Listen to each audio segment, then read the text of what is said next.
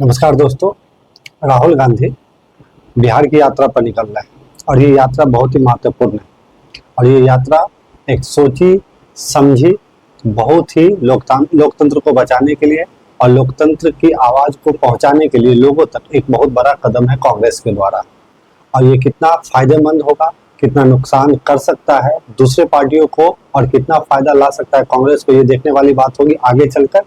पहले बात करते हैं ये यात्रा क्या है, इस यात्रा का क्या नाम है, क्यों शुरू किया गया, किस जगह से शुरू किया गया, उसी जगह से क्यों शुरू किया गया, अंत जहां हो रहा है वो अंत वहां क्यों हो रहा है, तो उस पर चर्चा करते हैं डिटेल में। राहुल गांधी वोटर अधिकार यात्रा पर निकल रहे हैं कल से।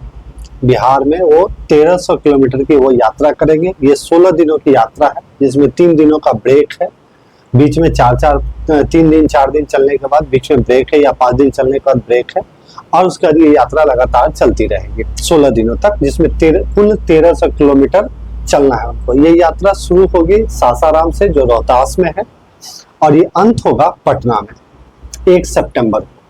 तो ये सासाराम से क्यों स्टार्ट हो रहा है, पटना में क्यों खत्म हो रहा है, बहुत ही दिलचस्प जानकारी है ये।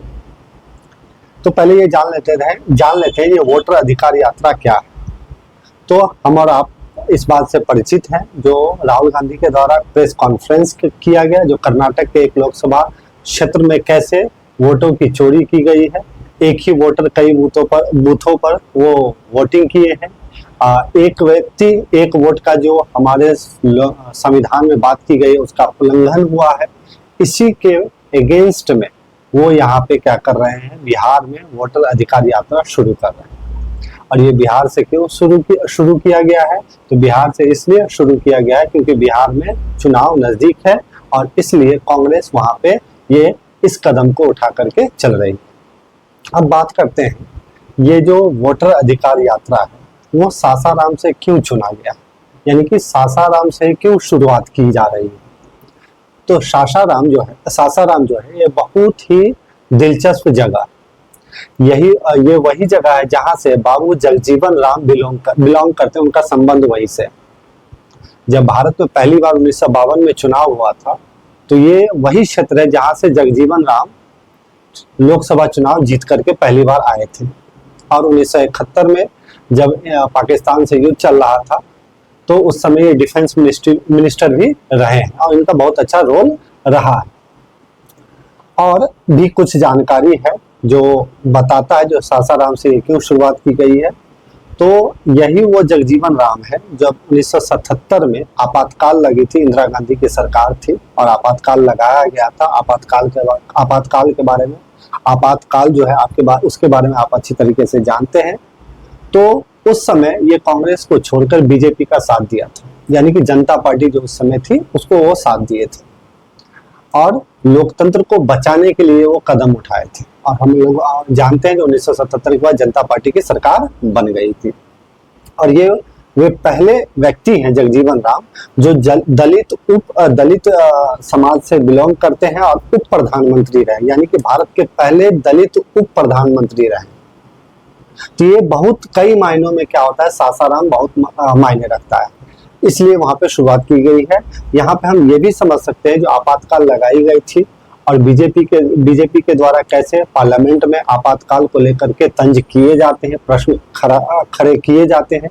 तो शायद ये हो सकता है जो आपातकाल 1977 में लगाए गए हो उसको ठीक करने की कोशिश की जा रही हो या इंदिरा गांधी के पक्ष में कुछ बातें हो, इसके लिए शुरुआत की जा रही है। इसलिए शायद सासाराम को चुना गया है जहां से लोकतंत्र को ठीक करने की काम हुई थी, वहां से फिर से राहुल गांधी के द्वारा सासाराम से वो कदम उठाया जा रहा है जहां से फिर से एक व्यक्ति एक वोट का जो हमारे संविधान में बात है उसको ठीक करने की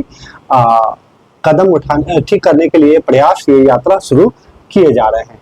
और ये जो यात्रा है ये लोकतंत्र को बचाने की ही बात है क्योंकि एक व्यक्ति एक वोट और लोकतंत्र में चुनाव बहुत मायने रखती है। चुनाव के द्वारा ही लोकतंत्र संभव है, इसलिए सासाराम चुना गया। तो ये 17 अगस्त से लेकर के 1 सितंबर तक चलेगी और पटना में खत्म होगी। और पटना में हम जानते हैं सब कुछ ये बिहार का केंद्र रहा है, तो वहां पे ये खत्म होगा और वहां पे एक बहुत बड़ा आयोजन किया जाएगा जहां पे भाषण, राहुल गांधी भाषण देंगे और भाषण के बाद वहां पे ये यात्रा खत्म होगी, जो बिहार में आने वाली जो चुनाव है उस पर बहुत बड़ा असर कर सकता है। साथ ही साथ दूसरे जो पॉलिटिकल पार्टीज हैं वहां पे जो चुनाव लड़ रहे हैं उनके लिए भी एक कड़ा झटका होगा शायद, क्योंकि ये कदम हो सकता है कांग्रेस के पक्ष में जाए। इसके अलावा सासाराम इस बात के लिए भी प्रसिद्ध है, जो शेरशाह सूरी जो अपने प्रशासन सुधार और सामाजिक सुधार के लिए जाने जाते हैं, और ये वोट अधिकार यात्रा जो है ये भी एक सुधार का ही यात्रा है। और किस चीज का सुधार? तो लोकतंत्र में सुधार। तो ये बहुत मायने रखेगा। तो देखते हैं कांग्रेस के लिए ये वोट अधिकार यात्रा कितना सफल होता है, और साथ ही साथ दूसरे पॉलिटिकल पार्टी जो हैं वो इस यात्रा के विरोध में कैसे कदम उठाएंगे, इसको काटने की कोशिश करेंगे, और दूसरे जो पार्टी वो कौन कौन से कदम उठाएंगे ताकि ये वोट अधिकार यात्रा जो है वो असफल हो और कांग्रेस को उतनी सफलता ना मिले।